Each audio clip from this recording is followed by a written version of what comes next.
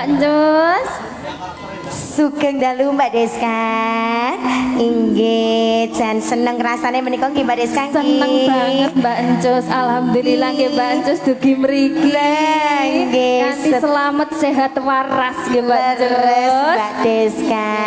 Selama beberapa hari kita istirahat sejenak nggih Mbak Deska nggih. Alhamdulillah nggih. Seniki saged menika ndawi panjenenganipun Bapak Edi Purwanto kalian Ibu Supri Haryani ing adicara tasyakuran pernikahan Mbak Dinta lan ugi Mas Ihsan menika Mbak Deska.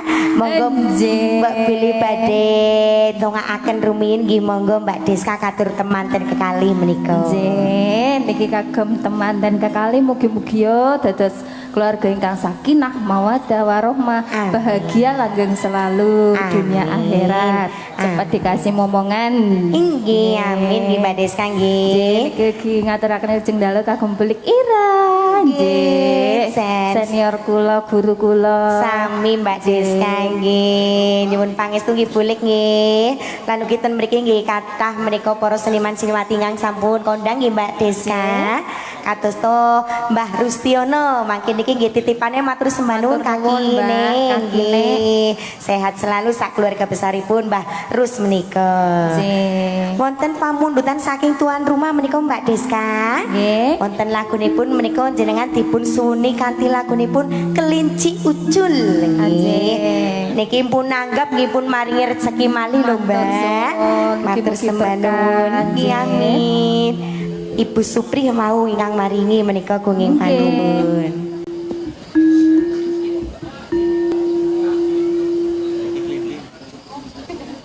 Nggih, niki gadek gending rumiyin Mbak Njus. Nggih, saderengipun wonten Kelinci Ucul menika dipun sugata katur kagem para pinisepuh nggih Mbak Deska. Nggih. Wonten klathik glinding larasipun pelok barang. Nggih. Nggih, monggo konjuk kagem sedaya para rawuh menika. Nggih.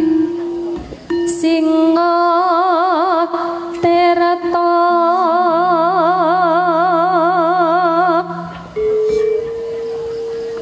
mangsa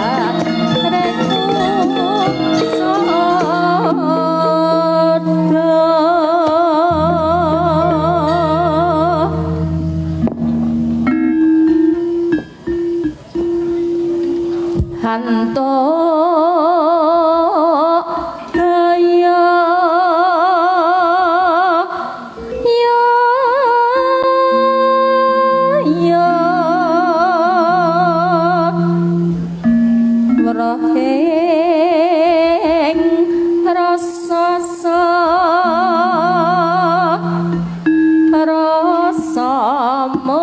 Hãy subscribe cho kênh Ghiền Mì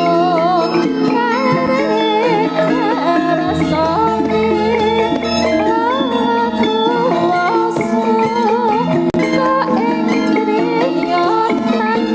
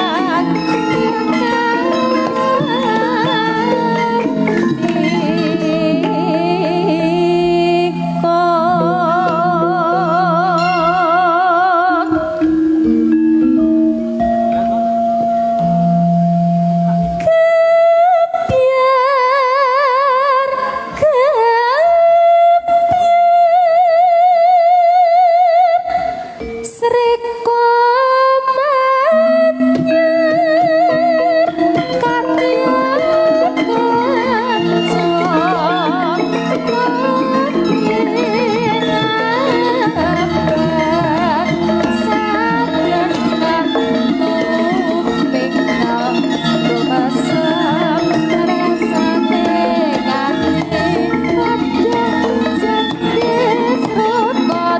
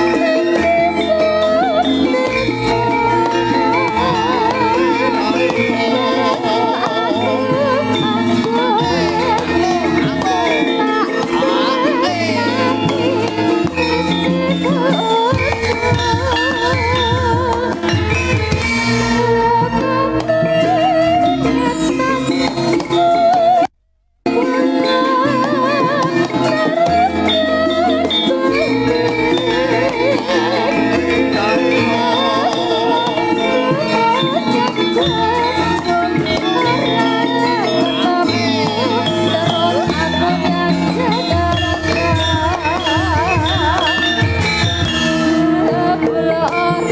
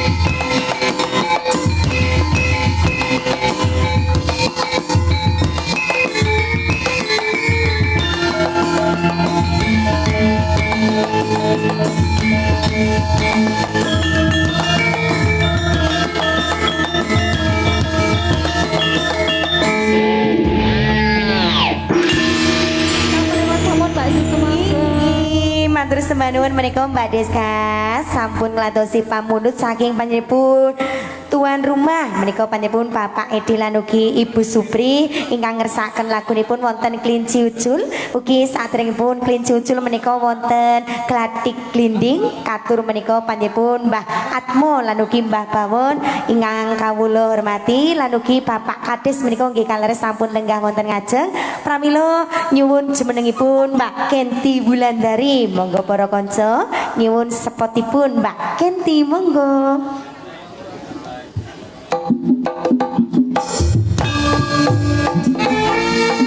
Arlima semakin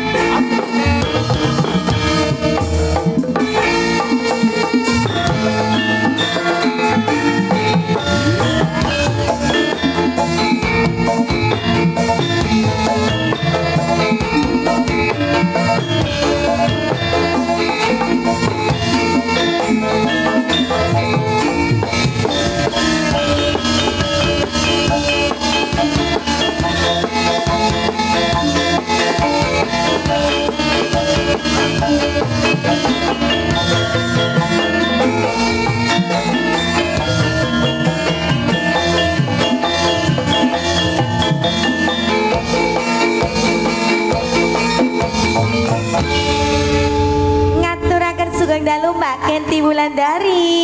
Sugeng dalu Dek Jos. Nggih, sehat Mbak Kenti. Alhamdulillah sehat. Jen, pirang dina ora ketemu Mbak Kenti rasane tambah wajan. Pirang dina ya Jos ya. Kurang lebih seminggu nggih leres nggih terakhir tanggal 10 di Tepaknya nggih. Iya. Kepanggih malih seniki tanggal 17 leres nggih wonten latah Tunjung Seto Sempor nggih Mbak. Wonten dalemipun Bapak Edi menika kalian Ibu Supri Mbak Kenti. Acarane pernikahan menika Mbak Dinta lan ugi Mas Isan nggih. Jan yo jelas lho nggih Mbak Dek Jos ya. Pripun? Iya. Nggih harus. Sindene Sekar Bimen. Nggih. Pati-pati Padang rasanya apa Jos? loh pati-pati disangoni bendina ya Mbak Kenti. Iya, betul. Nggih harus digunakan Ya, iya. sesuai nggih. Eman-eman. Ya Bu Ira ya. Gila niku. Ya marane Bu Ira loh. Oh jelas Salah. gurune Sekar Bimeng nggih Betul, kula sehat mawon nggih, Bu nggih Ira. nyontone Bulik Irah nggih Menika Mbak Kenti monggo beli badhe atur salam-salam rumiyin katur kagem sedaya warga masyarakat Desa Tunjung Seto.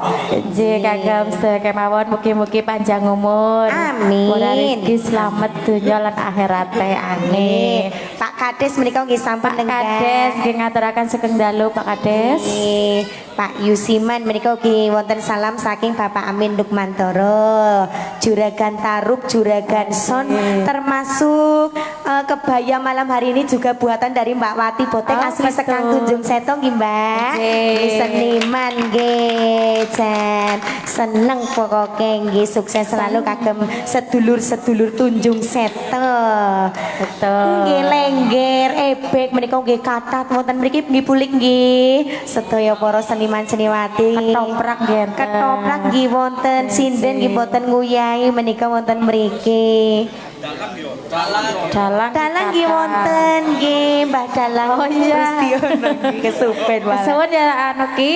Nggih. Rica-ricane Ki. Titipane Jan. Enak Ki lah. Enak nggih. Tenang bae lagi Mas Arati. Apa kok? Hah? Iya bener Mbak. Tenang bae Mas Arati. Sangoni. Uang wilayah tetap ada Mas. Tenang bae, Ki.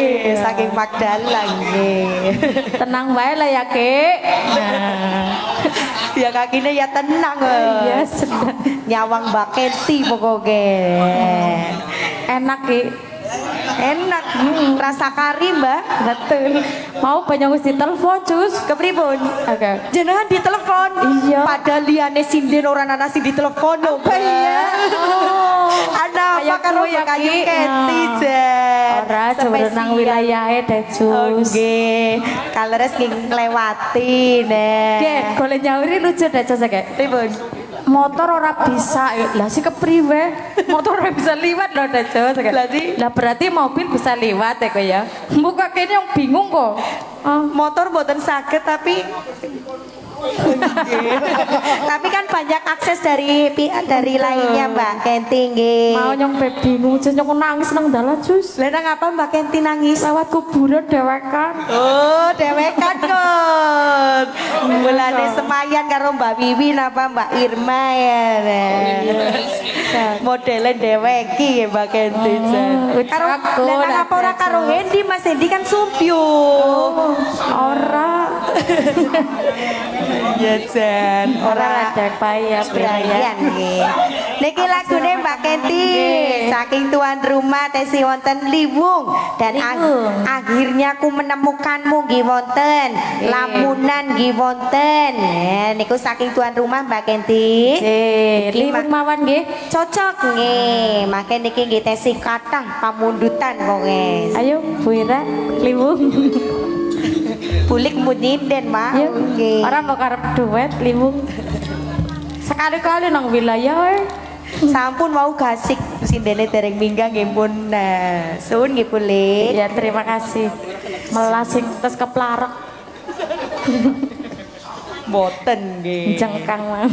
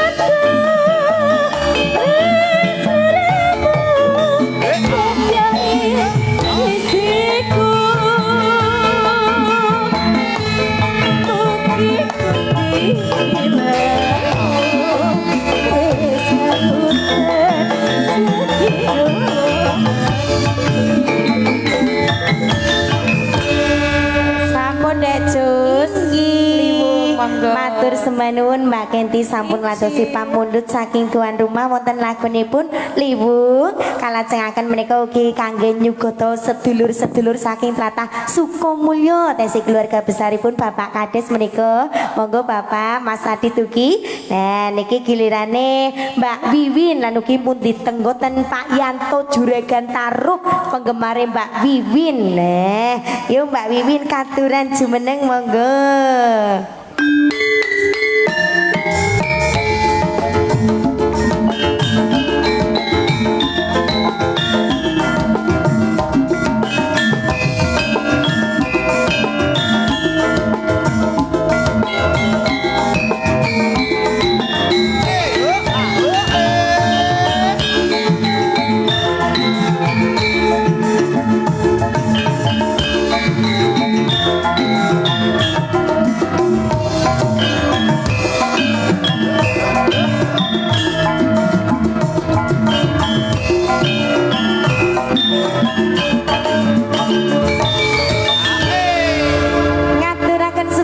Mbak Wiwin. Sugeng dalu Mbak Anjus. Nggih, Mbak Wiwin asli sekang Tlatah Giyanti nggih, Mbak. Nggih. Caket berarti daleme saking mriki Mbak Wiwin. Nggih, Mbak Anjus. Dan Mbak Wiwin pun terkenal niki lho.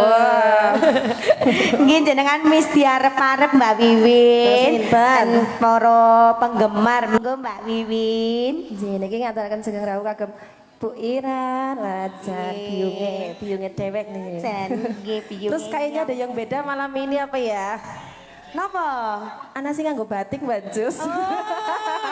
Lagi kata sing ngagem batik mergane nggih acarane. Anu sing nggih acaranya resmi. Oh, resmi. Sinten Apa sih? jangan Mas Adit nggih niku. Kali Kang Masipun menika sebelahipun Pak Kades. Nggih, Pak sinten nggih Mbak Wiwin? Jenengan ingkang pirsa menika. Niku mamase Mas Adit nggih. Kirno Nggih. Pak Kades, Pak Kades. Tunjun Seto. Pak Yanto napa Pak Yanto.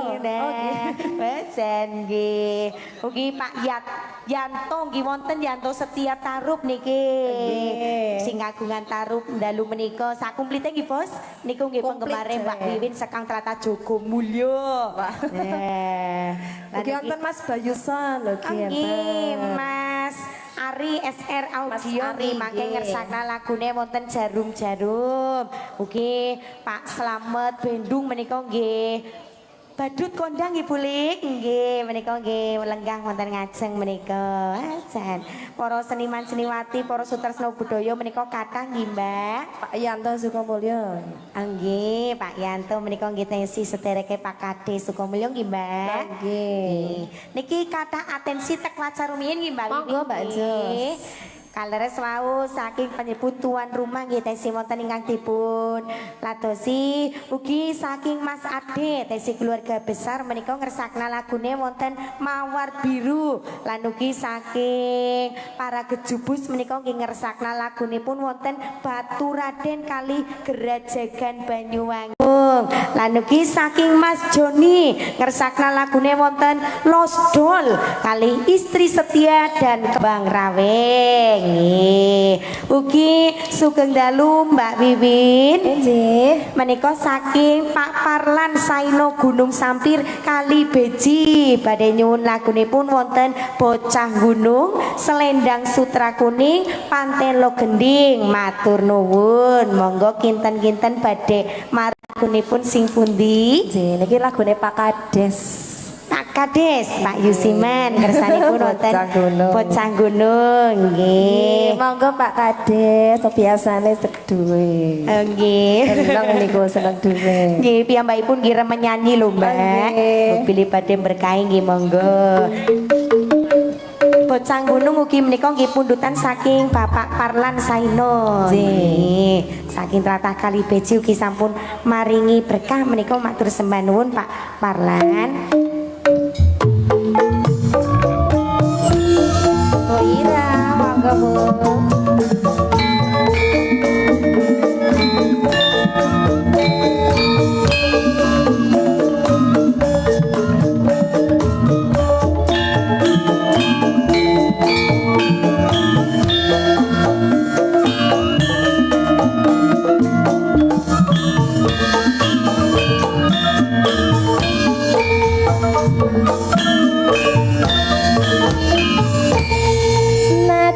aku bocah gunung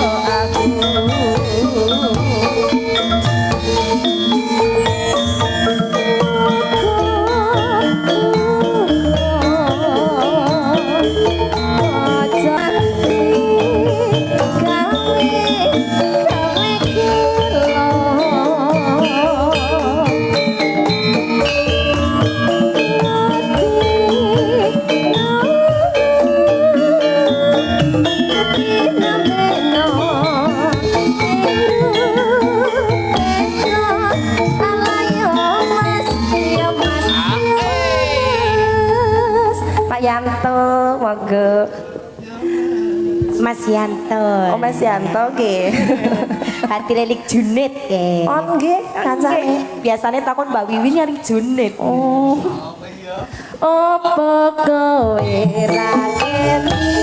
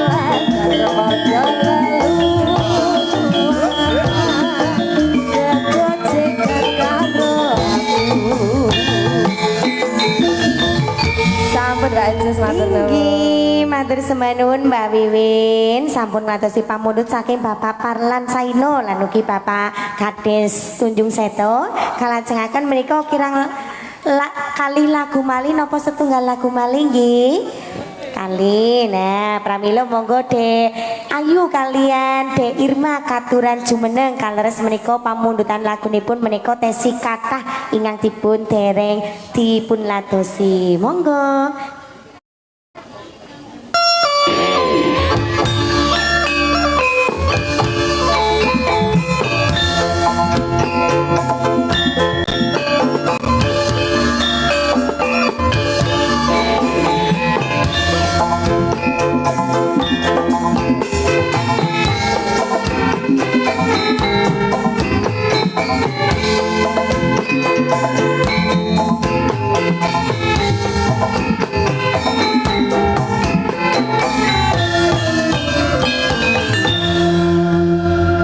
Ngaturaken sugeng dalu Pak Joker menika asli saking pundi Pak Joker? Sukomulya nggih, Dek Ayu, Dek Irma. Inggih, matur. Niki monggo Pak Joker kersanipun mbok pilih wonten dawuh dipun aturi mikipun menika Dek monggo. Nggih, assalamualaikum warahmatullahi wabarakatuh. Waalaikumsalam warahmatullahi wabarakatuh. Niki mohon izin Pak Dalang. Niki kula minangkane gutuk selo. Niki cara jenengan niki niku kula gutuk selo. Gutuk watu, gutuk napa? Balang, selo watu nggih. Kula minangkane watu sing dibalangaken. Lah sing balangaken niki sinten? Niku nggih Pak Kades Tunjung Seto kalian Pak Manten Tunjung Seto. Abot-abote didhawuhi kali sesepuh dados kula manut. Laku-laku niki wonten Bude Ira. Niki nggih guru kula niki. Guru kula nggih niki. Sejatosipun kula niki sek mboten kirang fit lah nggih, kondisine kurang fit, kurang sehat. Ananging bot-boten niki disuwun kalian panjenenganipun niku Pak Manten niki. Niku kali Pak Kades juga. Niki kula mangke niki nggih kadosta gutuk selo. Niki wonten requestan Mbak Jus. Monggo Bapak Spesial kersanipun. kangge Mbak Encus ngendikane nggih niki panyuwunipun Pak Manten Tunjung Seto kali Pak Kades. Niki Kersanipun. badhe ngersakaken lelagon menika Slendang Kuning, Selendang Selendang Sutra Kuning. Nggih. kali napa wae Pak Manten? Kali nopo Bapak? Pak Kades lali nggih, nembe kokono kene ben lali. Kali Gelang Kalung. Gelang Kalung. Kalung. Nggih. Nggih. Monggo kagem Mbak Jus katuran jumeneng. Niki kang sampun jumeneng mawon nggih Pak. Boten Mbak Irma kalian Mbak Ayu nggih. Terus pundi niki Pak Manten? Nggih, ketika ada saged dipun tampil. Nggih, boten napa. Monggo badhe milih sing pundi Adek? Selendang Sutra Kuning kali Gelang Kalung menika ingkang dipun kersakaken saking Bapak Manten. Manten nggih. Niki kawula terus niki nggih wonten kalih niki nggih berarti setunggal-setunggal nggih. Matur nuwun Bapak. Kula nek kadhe kali wong ayu niku Pripun? Pundine sing deg-degan, Pak? nggih mriki niki. Oh, niku ne. Tapi niki kula wonten pengawale niku wonten dhuwur. Niki setunggal. Pangapunten niki Bu. Nih izin nggih kali Ibu nggih. Mbok menawi badhe duit, Bapak? Monggo Pak Joker. Ah boten mangke kula Boten. niki mawon. Meksa nggih mboten napa-napa Nggih, mangke. monggo. Pak Yanto, monggo Pak Yanto. Monggo Mas Yanto mriki. Niku nggih kanca sekolah. Ah napa? Nggih. Saking Sukamulya. Nggih. Niki Mas Adit nggih niki yang selalu setia. Selalu setia mengikuti. Pak Supar, monggo Pak Supar. Monggo kagem Bapak Kades kalian Pak Manten Sukajoso kang sebagai laku.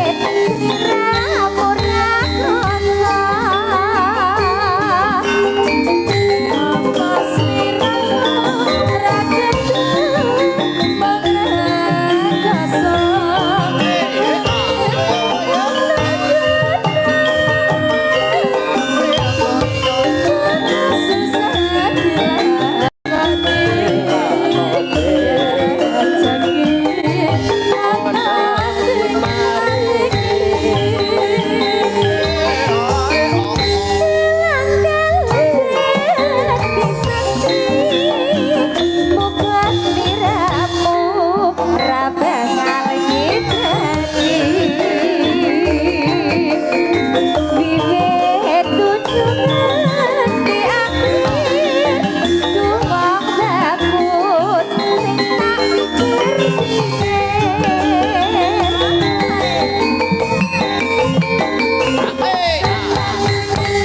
sak menika sampun Bapak. Matur nuwun. Menika nyuwun pangapunten niki awit wau Bapak manten niku request kali ya Mbak Encus. Nggih. Pramila saking menika kasuwun setunggal lagu kagem Pak manten nggih menika Mbak Encus supados jumeneng. Nggih, Nyuwun pancen izin nggih Pak Dalang niki Monggo. sepindah. Nggih. Niki kangge kali Dek. soalnya makin niki kan pun di niku nggih kali nggih. Nggih. Kula nggih benten nggih, Pak. Cek. spesial nggih, Pak. Spesial nggih. Merkane dangu mboten pinanggihan wonten tlatah Tunjung Seto. Nggih. Nggih tuk setunggal nggih. Niki mun jumeneng melas, Pak. Kula dereng, Nggih. Pak. Jengkel mengko nek mboten diparingi. Matur suwun. Wonten sing jumeneng malih mboten? Tes ini kok Mriki sing jumeneng. Oh, mriko nggih. Mboten, pun. Oh. Cukup. Boros sing kok Pak Dalang. Nggih pancen sinden ndak borosi. Alajan. Tapi nggih mboten napa-napa nggih, Pak. Nggih, Seduluran nggih, Pak. Nggih. Mugi-mugi jenengan anggenipun maringi kula sakanca berkatan kula sakanca. Berkatan panjenengan sak keluarga besaripun nggih. Pak sinten? Joker. Pak Joker. Maning apa? Salah anu maksudnya berkahi izin, Bu. maling nggih berkahi beksan. Niki kaleres pamundutan menika tesi kata kula ngadosi pamundutan mboten napa-napa Pak Joker. Kadose niki karena request nggih. Nggih. Kedase nggih requestnya Pak, dulu. Pak manten mau gelang kalung kali selendang sutra kuning sampun mau sendamel. Wonten dawuh malih. Nggih. Sing gampang gubuk asmara. Gubuk asmara cocok. Kaleres nggih menika nggih pamundutan saking niki ibu napa bapak nggih katose ibu nggih Bu Parmi Kumul.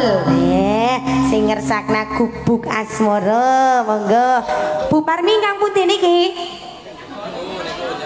Halo Bu Parmi. Hai. Oh nggih wonten wingking siap nggih. Semangat selalu Bu Parmi. Dapur katanya Mbak Cus. Nggih. Nggih Uti Mbak Jus. Niki nun sewu Mbak Jus. Mangga. Kula tak matur sithik niki nggih kagem sedaya warga mriki mboten ateges kawula badhe nderek ngrusui ananging mboten sanes nderek angregengaken niku hajatipun nggih menika sederek kula. Bapak Kang Edi. Agung Ejit mboten mugi-mugi anggenipun kagungan hajat tansah diberkahi oleh Allah Subhanahu wa taala. Kedua mempelai semoga menjadi pasangan yang sakinah mawaddah warahmah. Kagungan keturunan putri-putri nggih solehah menawi kakung nggih ingkang soleh. Berbakti kepada kedua orang tua berguna bagi bangsa dan negara. Amin. Nggih. Kados niku hal kula monggo menika kagem Pak manten supados niki nggih napa kagem niki gubuk asmara ngoten niku. Siap. Nggih. Mangke setelah niki monggo kula pasrahaken sepenuhnya kali Bapak Dalang Sawi. Setunggal lagu mali biasanya menika langsung Monggo, nggih. adicara. Oh, nggih. Mbak pilih saking keluarga besar. Nggih, niki Pak Atmo nggih pun niki kebagian sampur sih Pak Atmo wae. Monggo Mbah Atmo. Nggih. Dek Rini.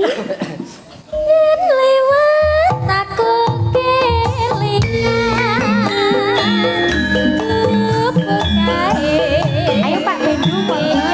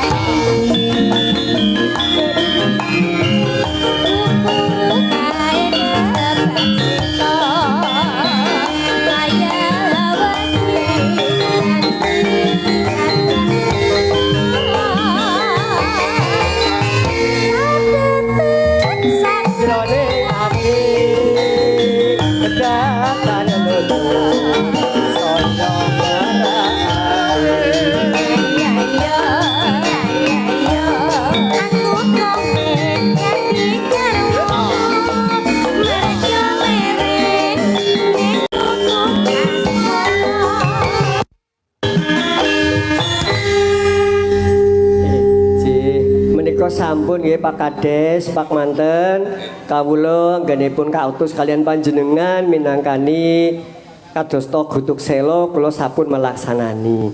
Nah sakmunipun ya kula ing mriki mbok pilih wonten ing paningalipun panjenengan kok kirang resep kula tansah nyuwun pangapunten. Pas nggih? Nggih. Matur nuwun. Pas boten resep nggih. Oh, apik. Matur sembah nuwun menika Bapak. Sampunipun kawula kanduraken dumateng Mbak Jus sapunipun. Kenging panuwun Bapak. Menika saged ngregengaken suasana lho, Pak. Nggih. Mugi-mugi saged pinanggihan malih nggih, Pak. Nggih. Wonten sanes wekdal sanes panggenan. Amin. Matur sembah nuwun Pak Kades, Pak Manten kenging panuwun menika. Kalau kinten sampun cekap anggenipun atur panglipur sonten sak menika sedaya kelepatan kula sakonco nyuwun agunging samudra paksami. Wassalamualaikum warahmatullahi wabarakatuh.